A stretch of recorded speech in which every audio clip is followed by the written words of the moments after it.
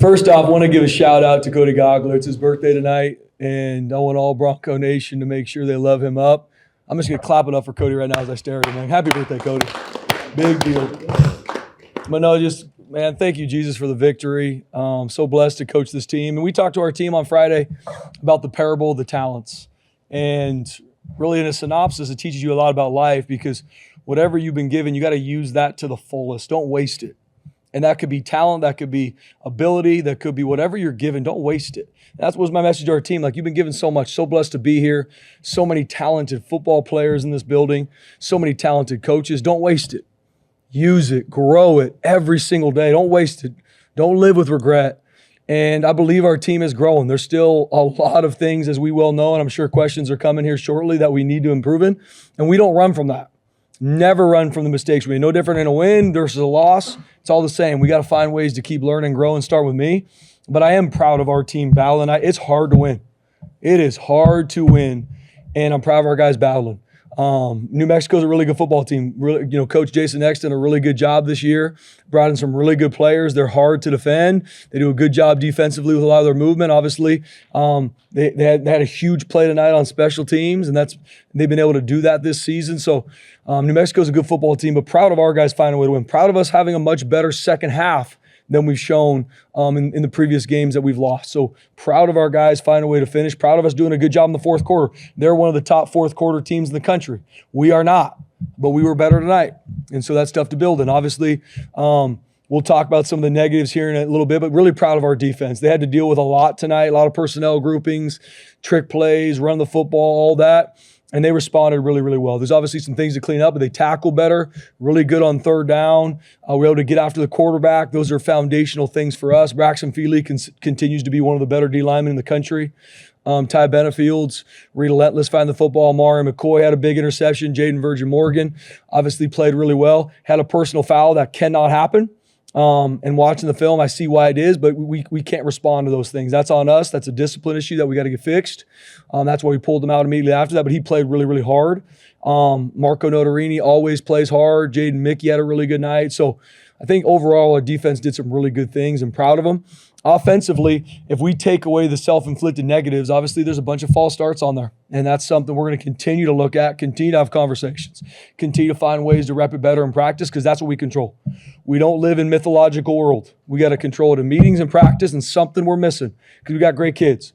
And I've heard people, well, you're going to pull, like, we got who we got.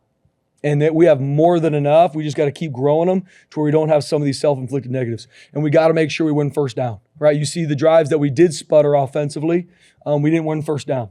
We got to be more efficient there, but proud of our offense finding a way. We went forward on fourth down 7 times, and we found a way to win 6 of those. That's huge. Huge for our offense to be able to continue to move the ball. Maddox did some good things. Our O-line was able to wear their defense out later in the game. Ben Ford had a huge night. That's earned and deserved. He's a warrior. Our receivers were blocking their tail off. Chris Marshall had some big catches. I'm just proud of our guys battling on offense. Obviously, special teams-wise, that kickoff to the house can't happen. What happened is the guys on there assumed we were kicking it out.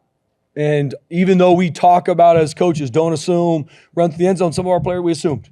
And we got to fix that. We got to make sure that doesn't happen. And right now, men learn through pain, and we went through a really painful moment on that blue. And we can't let that happen again. And so we got to work to fix it. That play where we fumbled the snap and found a way where Oscar Doyle threw it to Grizz, I would love to say that was a play call. It was not. It was our players adapting to fire drill, which we work every Thursday if we do muff a snap. And thank you, Jesus, for the touchdown. And it was a moment that I probably won't forget in a long time. But proud of our guys battle tonight, a lot to clean up, a lot of things to grow in. Obviously, a huge game coming on the blue next weekend that we got to be ready for. You mentioned the defense. They get that turnover on the first play. And I know you only got a field goal out of that, but then next possession, another turnover. I mean, just what can you say about the defense? They were relentless tonight, BJ. And I've seen our defense really grow throughout this entire season. I really have. And by no means perfect, but they're growing. They're consistent. And that's one of the first things Coach Eck told me when I see him. He's like, Coach, that defense is elite, right? And I respect Coach Eck, right? I appreciate him saying that. And our players, when they play in the schemes, they play discipline, they play relentless, they play with mentality. I do believe in our defense, right? Defensively, though, if you do have laps, it hurts you. and you can't take points off the board. So we still got a lot of meat on the bone there with our defense, but proud of our guys stepping up and playing really well. Starts, it seemed like in the first half, New Mexico was getting some more defenders in the backfield, tackles for losses, sacks. Like, what do you think, as far as the offensive line was concerned, were some of the things that maybe weren't all there tonight? Yeah, we got to win our one-on-ones. We got to make sure in regards to our IDs and the physicality we play with. They did a really good job with their movement up front, but we knew that going in. That's what they do on film, and we didn't handle it great throughout the game. So it's going to be no different. Everybody we play, guys are going to slant, they're going to move, they're going to pressure, and we got to handle it better. Among your sayings, your many sayings, is the toughest team always wins. How tough was this team tonight, and what do you guys have to do to really pull it out in the fourth quarter? Yeah, proud of our team, man. I mean, like I said, championship teams find a way to win. It's hard. And, I mean, I was even watching the UNLV game a little bit before our game, right? They're down the fourth quarter. They find a way to win because they're a really good football team. And I'm proud of our team tonight. I mean, the start of that game was a lot going on, right? We had a couple turnovers. Weren't able to get touchdowns out of them.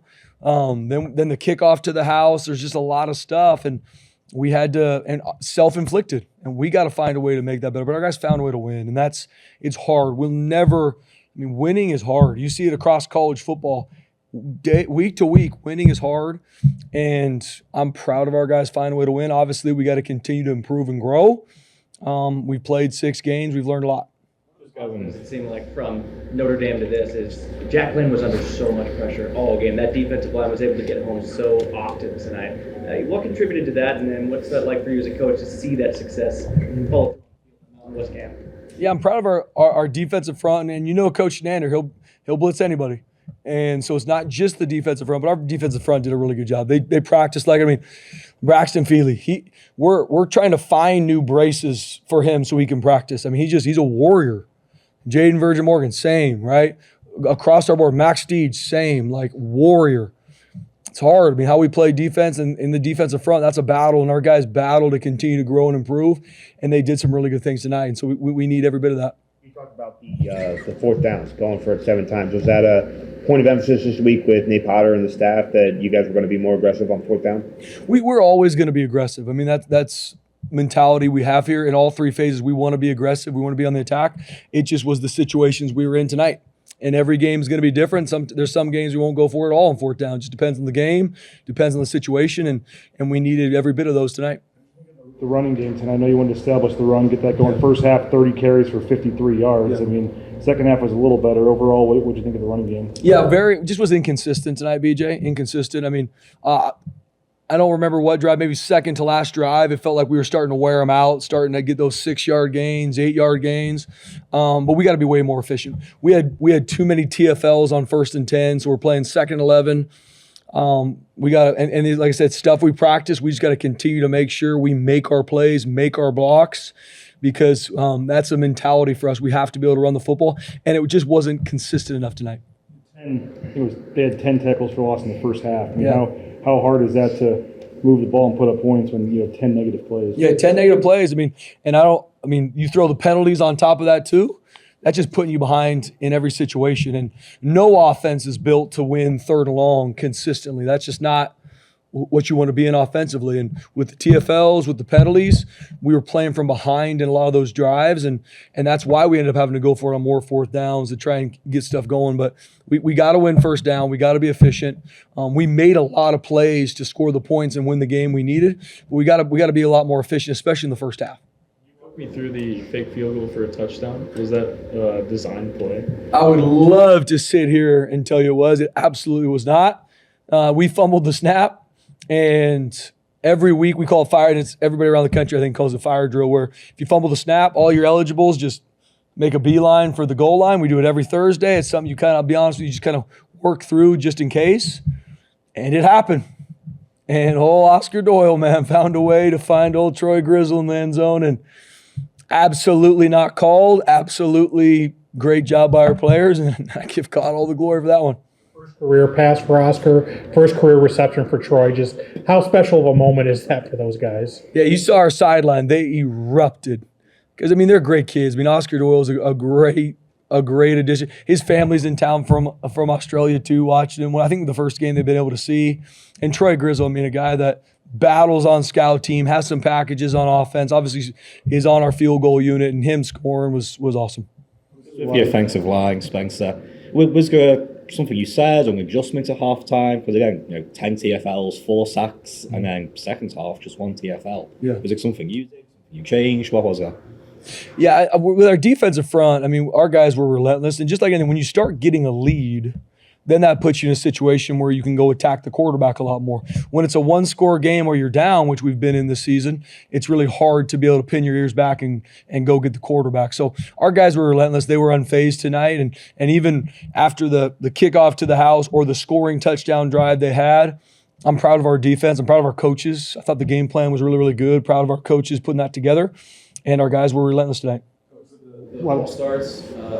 Cage got one, which obviously he doesn't ever get that. How much of it is communication versus cadence, and how do you attempt to fix that? Yeah, obviously we got to keep looking at it. We had way too many tonight. Cage, one of them. We had obviously multiple players on our offensive line that had false starts. So we got to keep looking at it. We got to find a way to fix it. It's obviously been a point of emphasis, but we have to do a better job as coaches. And then our players got to continue to grow in that spot because that can't happen. 3-0 in the turnover battle. Did you do anything on both sides of the ball just to fix those issues? Yeah, I mean, obviously Notre Dame, right? We were -4, all these things, but winning the turnover battle, winning the explosive play battle, those are the biggest stats to winning football games. And something we talk about every week. Every week, we got to find ways to protect the football on offense. Got to find a way to take it away on defense. And so our guys did a really good job in practice. And that's a message. Real men learn through pain. We've been through a lot of pain, right? Sometimes it's wins. There's painful moments tonight in that game, even though we won. We've got to learn from it. And I really believe our team did. We protect the football on offense, even with some of the conditions, and our defense took the ball away tonight. What do you like about the execution on those 4th down plays? Yeah, I mean, those are critical downs, as we well know. And our guys executed, and we had to do it a lot.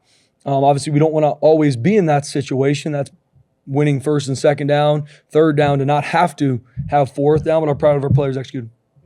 Obviously, a lot of talk about Maddox Madsen this week. What do you think? How do you think he played? Without watching the film, I thought he played really good, BJ. I thought obviously there's going to be things, even just off the top of my head, that I know he can do better, but he was consistent. He's a warrior, right? Rain, things not going good, false starts, all this, and everybody's going to look at number 4. How he handles it, what he does. If the offense isn't going good, the first finger is going to him. And he's a warrior, man. He's relentless. He's a leader of this team. And I'm proud of how he bowed. And I thought he played really well tonight. Your phrasing of these men learn from pain is really interesting to me. I'm wondering if you could expand on that and maybe touch on how the sentiment on the team is changing after last week's loss. Good question. Yeah, I talked to our team a lot about this because when you're a child, and I have little kids, painful moments will happen. Hey, don't touch that, it's hot. But when you're a kid, you'll touch it, you'll probably bring your feet, but you might still touch just because it's hard for you to learn when you're a child. As you become a man, you have to learn through pain. It's not always just physical pain. What we're talking about is obviously painful moments in football, obviously life included.